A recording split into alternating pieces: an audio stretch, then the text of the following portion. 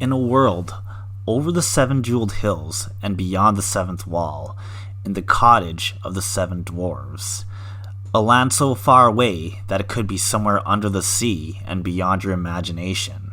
It's a world of adventure and in fantasy. It's a tale as old as time, and a place where we are all told that we should dare to dream. You are listening to the Placeholder Podcast, Season 1, Episode 6, where we cover fairy tales and the dark versions of the stories we all used to love and adore. Shake off the rust and knock off the dust. All right, welcome everybody to the Placeholder Podcast, where we take many ideas and we turn them into one random thing where Dan and I will rant and riff and ramble on a whole different number of topics. So today is a very special episode because it is a change in the format, but it's also very familiar. We are looking at fairy tales and their alternate endings. With me is my co-host Dan. Howdy. Kick this off in Russian. Podcast zapomnitel. I vesti si patricum. I denim. Something. We get there. I feel like something is the new catchphrase. Yeah. Yeah. All right. That's my favorite Russian quote. The great Russian novelist Leo Tolstoy once said some. All right, so we are talking about fairy tales and the whole lot. This was inspired from a discussion that we had about Disney characters. As a kickoff, what is your favorite Disney movie? Ooh, I was going to ask you that. I love Mulan. Mulan was my jam growing up. I think it was like Beauty and the Beast. We had a VHS tape, and at the end of the movie, they had like a sneak peek to Mulan. And I remember as a little kid, it was so cool. It wasn't even colored; it was all black and white, the coloring. But they had the scene of the Huns coming over the mountains, the entire army, and rushing down the snow-covered mountain. And that scene just like blew me away as a kid. I think just that state of mind when I went and watched it created such a positive experience in my brain that I like it still.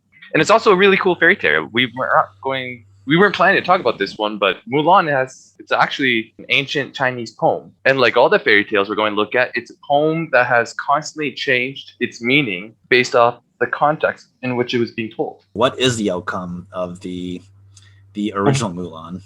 The poem that I'm thinking of, and there's more than one old Chinese poem about Mulan, but the one that I'm remember, it wasn't so much about her being a girl. And I would say, like, add to the Disney one, like, there's very much a female empowerment message. The old Chinese one, it's just a girl doing her familia duty, her duty to her family. It doesn't really have a feminist narrative to it. It's just, there was this family need. They needed someone to go to the army. The woman did her duty to her family and went to the army. And that was sort of the morals. Do the duty to your family. And all her army buddies, they didn't realize she was a girl until the end. She went back home. And they weren't amazed that it was a girl. It was more amazed like, oh, she's so loyal to her family. Interesting. All right. I think that is a good heater, a good way to kick off the podcast. I need to do a little bit more digging on Mulan. I'm kind of curious about all that stuff. Yeah. And also Mulan was not so much Chinese as she was like kind of Mongolian. Not Mongolian, but like those steppe nomad type people. She rode a horse and had a bow. Okay, interesting. Which is even way more badass than what they show with the animated movie. Mm-hmm. And speaking of badass, you want to bring up our first fairy tale. Yeah. So going back to we started this conversation actually with this example. And the example is a tale as old as time. The Disney version comes from the first modern version of the Beauty and the Beast, which comes from France. But it was actually inspired by a true story of a man that was found from the Canary Islands, Pedro Gonzalez, who had hair all over his body, obviously very rare. But he had this condition, and this being like the Middle Ages, he was treated as a freak and like as a subhuman. And the Queen of France actually, as a cruel joke, arranged a marriage between this beast and one of her rival's daughters. But the basic structure of the story goes back basically prehistory, and it's a story that exists in basically every culture is because it served a very necessary function in traditional society. Okay, wait, hold up. How does it explain the traditional role in society? In traditional societies, women were married off to much older men at very young ages. It was normally men, often like from a different tribe or didn't know. That experience for a young, 13-year-old girl would be very much like the same as like marrying a complete scary beast that you just don't understand. You can't read its mind. That is fascinating. Changing this from, okay, you're marrying off to a different culture to you're now romanticizing it. Do these stories change just as societal norms change, or do these change for entertainment purposes? So you kind of keep the elements of the story that you like for your cultural context, what lesson you're trying to teach your child, and you downplay the parts that you don't really want to teach your child. All these stories, they're there for the moral. So you change the story depending on what moral lessons you're trying to give off. All right, so let's move forward into the next one. So you're going to tell us about Cinderella. The story that you told me was a little bit more disturbing, and I guess you could kind of break it down. So what is the Grimm Tales version of Cinderella? Right. So the Grimm Tales collection, they have a version of this. And Cinderella's another one where there's actually multiple versions. But the Grimm Tale ones has a few details which I think are pretty interesting. In the Grimm Tales version, the stepmother encourages her sister, or the stepsisters, to cut off her toes to fit, so their feet will fit in the shoe. And at first that tricks the prince, but then these magical white doves tell the prince that, oh, like, look at her foot. Look at this woman's foot. And he sees that it's bleeding horrifically, and he knows he gets fooled. The second sister, she cuts off her heel to try to fit the shoe, which is, kind of the same gimmick twice, but storytelling. Still pretty gross, and she also fails to fool the prince. And at the end, the evil stepsisters and the mother, they have their eyes pecked out by the magical doves as punishment for their evil ways. That's horrific. Was not expecting that. I was kind of hoping for more of like a true love's first kiss kind of deal. These are all stories the parents tell their children to be good or else. And so the moral of this story is, tomfoolery and trickery will lead your eyes getting pecked out by doves. Like the truth will catch up with you and punish you. And you should know your place. If the shoe doesn't fit you, you have to accept that and not force your foot somewhere it doesn't belong, or force some sort of relationship that you don't belong to. Because these are all peasants. You're not supposed to marry the prince. If you are a parent, especially from an old generation, that negative reinforcement, that negative strategy of parenting your kids was much more prevalent back then, and in certain cultures. So I can definitely see the or else being better to communicate and to coach. A lot of people back then, they just lived in such a harsher world where these sort of real life, like horrific things were much more commonplace and much more real threats. The world was always kind of harsh, and you needed your children to understand how harsh the world could be. Mm-hmm. Putting that out there as a little nibble. Yeah, you think with all these live Disney action movies, or these live action Disney remakes, you think that because the audience has aged up, the people who grew up in that golden or silver age of Disney, where a whole bunch of films were coming out, that they would decide to age up with their audience and provide the darker versions. So far, these would make for great horror collections. I never got a chance to do too much research with the podcast, just because I've been working my life away. But I think there was two that I think we were going to look at. What can you tell me about the Disney version of Snow White? What do you recall? There are some weird things in the Grimm's version of this story. Yeah, I thought so too. So, but, sorry, I should answer the question. Sorry, I got it. I got it. No worries, I got your back. So for those of you who haven't seen the original Snow White and the Seven Dwarves, the tale or the premise of the movie is that Snow White kind of lives in the in the forest originally lived with the queen, rather, who was very vain and was conscious about her beauty. And she would go to her magic mirror and ask, "Mirror, mirror on the wall, who's the fairest of them all?" In this movie, the mirror, we're led to believe, has always responded with the queen.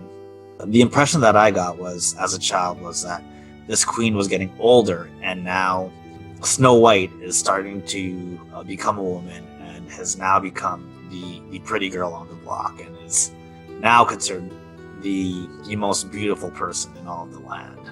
And as a result, the queen seeks vengeance, and Snow White is forced into hiding, where she runs into the 7 dwarves. So actually, everything you've set up so this far is pretty similar to the Grimm's version. And the difference was when the queen hires the huntsman to murder Snow White. That's her first attempt to try to kill Snow White. And the queen orders the huntsman to kill her and bring back her lungs. The huntsman takes pity on Snow White and lets her go instead of killing her. And instead, he brings back the queen the lungs of a wild boar, which the queen then cooks and eats, thinking they were Snow White's lungs. Okay, so But the queen is given this boar and believes she's eaten Snow White's remains, I guess is the best way to put it.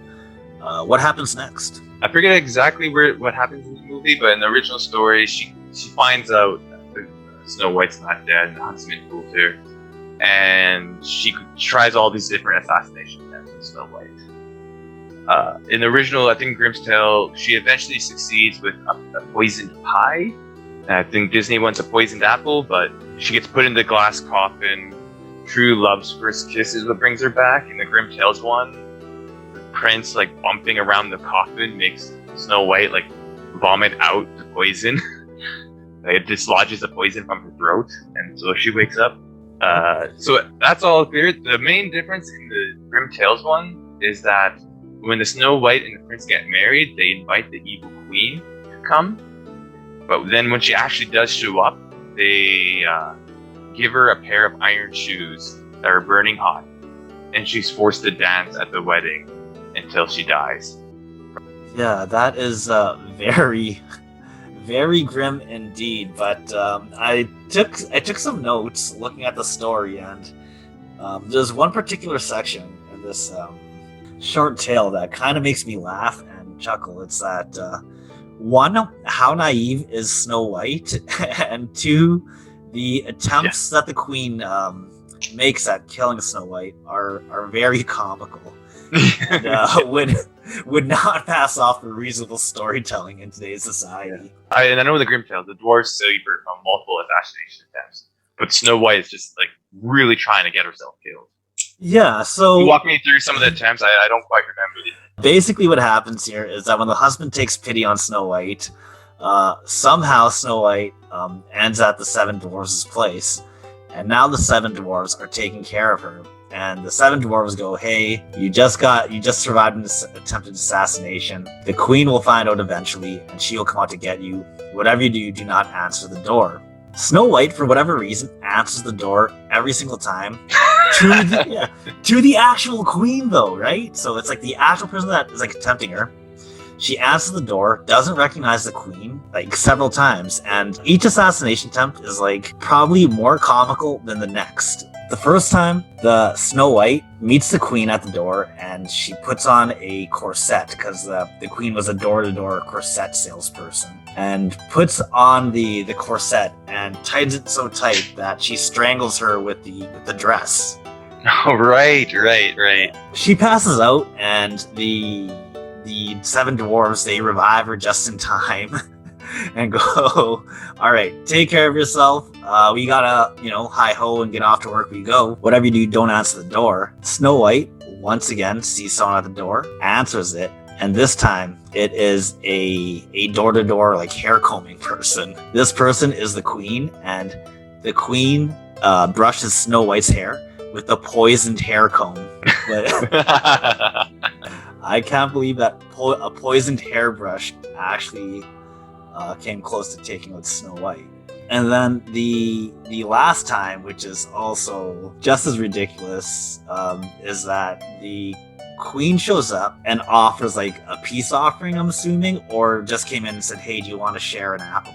And the apple was half white and half other color. The queen eats the one half of the apple and encourages Snow White, who has almost died now 3 times. And Snow White eats this apple from a presumed stranger or the queen that's trying to kill her. And this is where she passes out. You know what the moral is? You can be pretty, but you can't be pretty stupid.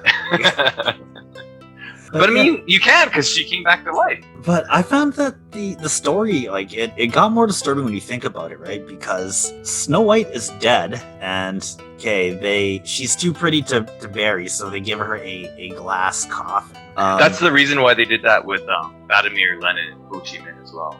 They were just too pretty to actually bury, so they put them in gas coffin. Do you know who Vladimir Lenin is? No. Vladimir Lenin was the first leader of the Soviet Union. Oh, and when he died, they put him in a glass coffin in like a mausoleum. If you remember the Simpsons joke when they bring back the USSR, it's Vladimir Lenin like punching him weight out of the glass coffin. Must destroy capitalism. Okay. Yeah. Oh, by the way, Snow White is about 7 years old at this time. Wait, what? Yeah, I did some. Snow White is believed to be about 7 years old when. I did not pick up on that when she becomes too pretty for the queen. The huntsman that saved her thinks that Snow White is very pretty and wants to take her dead body for herself. How messed up is that? Yeah. And not only that, so when Snow White is out and under for however long, can't be that long because it's an apple and poison that's stuck in her throat, so who knows? The huntsman and Snow White get married. Depending on the span of the story, she's not that old. She's very young, and granted, people didn't live as long back then.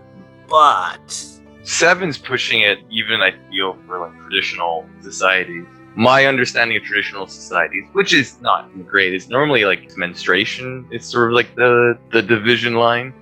7? Although this does remind me of the alternate ending of Sleeping Beauty. The original version of Sleeping Beauty is she wakes up pregnant with children. That one was like, I was reading that, I'm like, that's really interesting, but like that's almost too dark. I'm not sure if I'm comfortable riffing and like making jokes about. Okay, wait, so what's the difference between Snow White and Sleeping Beauty? The stories are very similar. Sleeping Beauty slept for like 100 years. And Snow White was just like out for like a few days. I was going to say like a common theme, like even the Cinderella story I mentioned earlier, was sort of fairy tales that deal with relationship rivalries between women. So I feel like that very well could have been one of the intended morals of Snow White was don't be jealous of women. And everyone gets older and younger women will come and replace them, but that's not what you should be worrying about. That's the way I would have gone initially with this moral of the story. But equally, I definitely see the angle for it. It's a moral story for like, if you're beautiful, people will try to manipulate you and hurt you more. But that's probably the darkest of the Disney Disney movies, especially when you're coming to consider like Lilo and Stitch and all this. Yeah, no, I don't think Lilo and Stitch has the implication built into it like that. Mind you, that's probably my favorite one. Lilo and Stitch or Lion King. Your favorite Disney movie? Yeah, Lilo and Stitch, Lion King, and Aladdin 1. Those are like the whole for me. I've never actually seen Lilo and Stitch. You haven't? Oh man, I have not. Good. Is it? Maybe I'll check it out. It's like all like Elvis music though. Dope. Yeah, super good movie. Highly recommend. One last one to kind of speak to, and that is the Little Mermaid. Now, for the listeners, I actually haven't seen the Little Mermaid, the Disney version. Hans Christian Andersen is a pretty famous author who also did this collection of fairy tales. Just to kind of quickly go over the Disney one, there's a lot of similar elements. You know, she saves a sailor from a crash, falls in love with him, makes a deal with an evil water witch to get legs. One main difference in the main version is her human legs are extremely painful. So walking in these unnatural human legs for Ariel in the Hans version is every step is supposed to be pure torture. Ariel fails to get the prince to fall in love with her. And in the Hans one, the witch comes back to Ariel and gives her a second option. She said, you failed to make him fall in love with you. He'll never fall in love with you. So I'll give you a new choice. You can kill the prince and I'll turn you back into a mermaid. She wants to go back to being a mermaid now. She still loves the prince. And so instead of playing the evil witch's games, she jumps off a cliff into the ocean and dies. So before I take my own stab on it, based off what I just said, what do you think is like the moral of this story? I think that's a tough one because I think it's more about the pain of heartbreak can kill you. I think that's kind of what it's leading up to, if you think about it, right? So it's this person who feels like it doesn't belong with someone, but will be brave enough to approach and risk doing whatever. And every step of the way, it kind of hurts, but is still pursuing this kind of love. And she shoots her shot, she takes her chances, but is unsuccessful. And the pain of it hurts her so much that she dies. That's kind of the impression that I got. It's the pain from the opposite sex is how I'm approaching it. But what's your take? I really like that opinion. I don't think I would have came up with that, but I feel like that's equally valid as to what I'm going to say. I was thinking it, and my brain's kind of been molded from all these other super grim tales that are kind of dark and the or else side of the moral story. I read it as more of a, you kind of need to know your place in society and who you are. So Ariel, she leaves her home of mermaids. She gives up her mermanity and tries to become something that she just isn't. And she tries to do it without her way of expressing herself, her voice. She gives up basically everything that she is. She gives up on herself and her role in society. She gives it all, she abandons it all for a guy, and she realizes she can't actually be someone else. She can't actually be a human. Every step she takes is pain because those aren't real legs. She's not a real human. These are artificial, it's theater. She's faking it.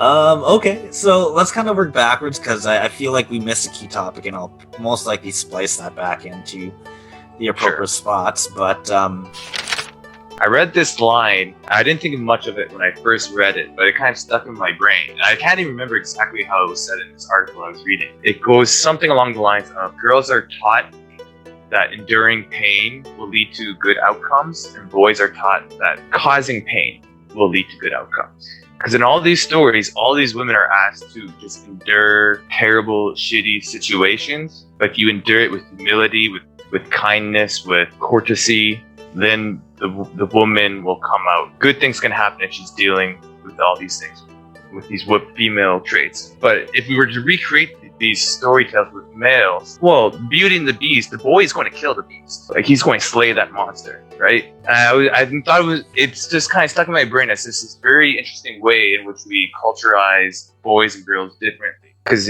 girls, traditionally, their biggest thing about women was the childbirth, that they had their war. The reason why women didn't want war is because they fought war in the birthing bed. And it was this idea of like, you have to endure childbirth to have this good thing outcome. Whereas men, we don't have that biological equivalent. If you want to change the world as a man, you have to go out and kill somebody who's bad. Mm-hmm. Which I think explains, I don't want to over generalize, but I think that does sort of explain some of the gender differences in how we look at balance and we look at virtue. Like virtue as, presented to women is something very different than what we expect virtue to be in boys. I think so.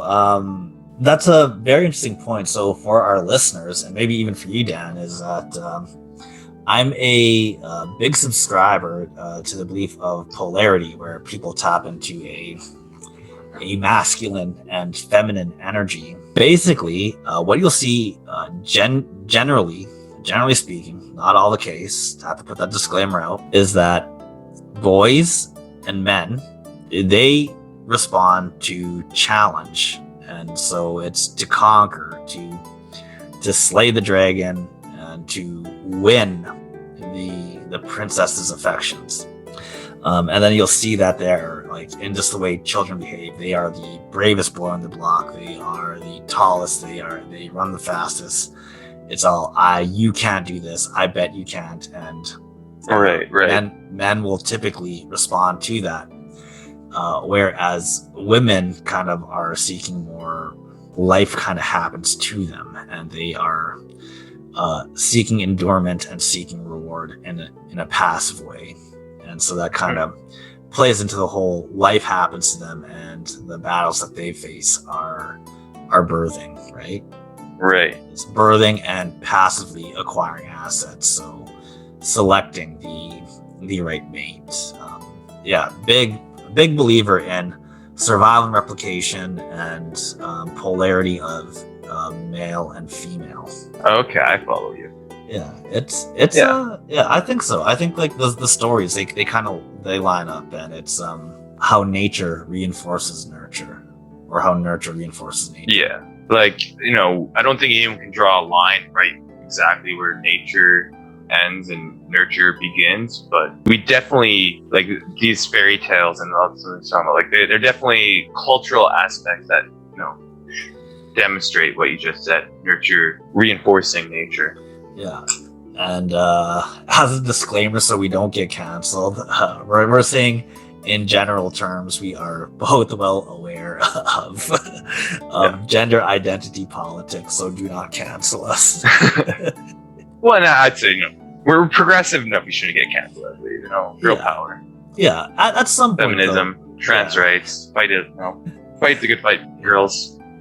At some point, you got to recognize though that there are some base differences, right, between the sexes, and there's absolutely nothing. And difference doesn't mean good or bad, right? It's differences. My personal takeaway, girls are taught to good things come out of the ability to endure pain. My first thought was man, boys should think more like that. Actually, this is sort of the Gandhi approach to politics rather than the Hitler approach, sort of thing.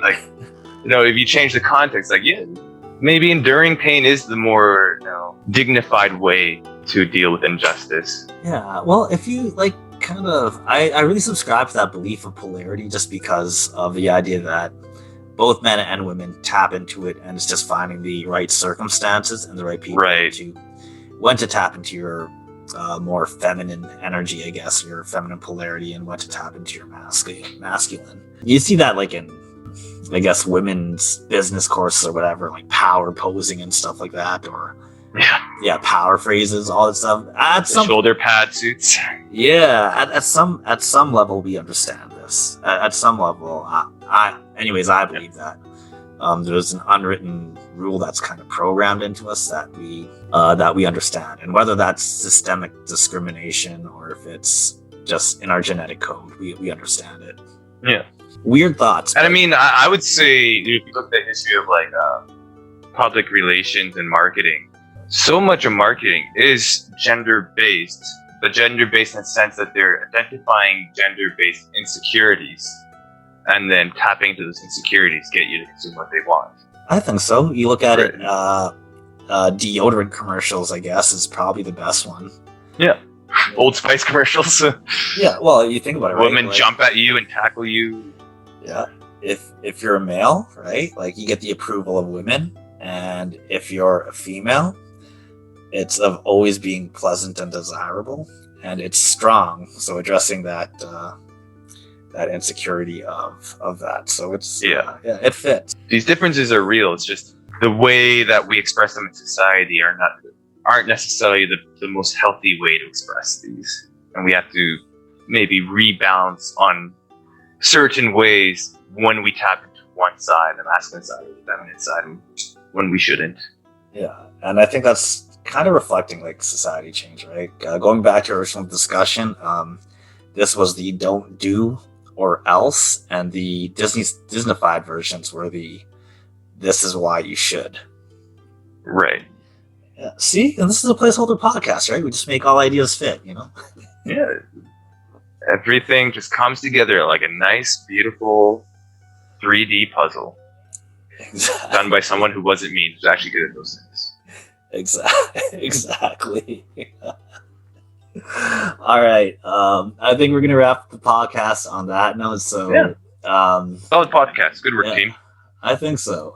Before we do, though, I guess we talked about what is your favorite. What is your least favorite Disney movie? And what Disney movie has the worst messaging? I'll leave it with those two, and then I'll give you mine. Man, I wish you gave me more time to think of this, because I think that's a great question. I feel like Aladdin has the worst messaging. How so? It rewards thievery and lying. No, I think that's dope. I would say this is like the Cinderella version, where like Cinderella wins on the end by being clever. Aladdin wins because he's clever and resourceful.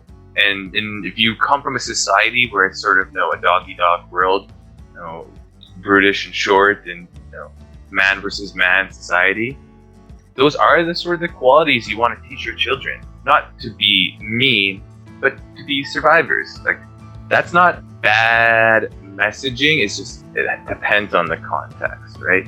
Okay. Okay, so what's your least favorite Disney movie, and what has the worst messaging then? Since you've rejected my Aladdin hypothesis. I think all like the big ones that I can think of, like, they don't necessarily have bad messaging.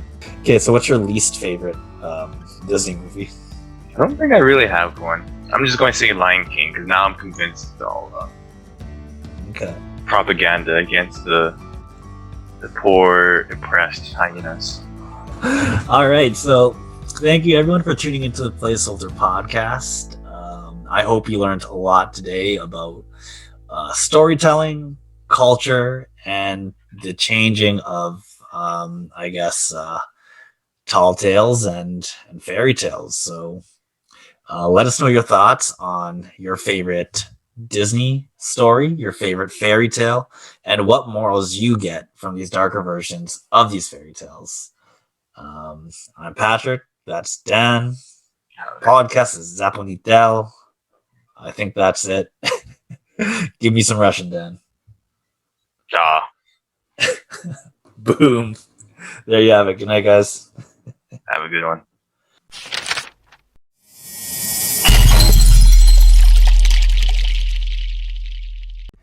Спасибо, что вы были сегодня с нами и слушали подкаст «Заполнитель». Мы надеемся, что вам понравилось наше шоу. Следите за нашим следующим выпуском и обязательно ставьте лайки, комментируйте, делитесь и подписывайтесь. До встречи!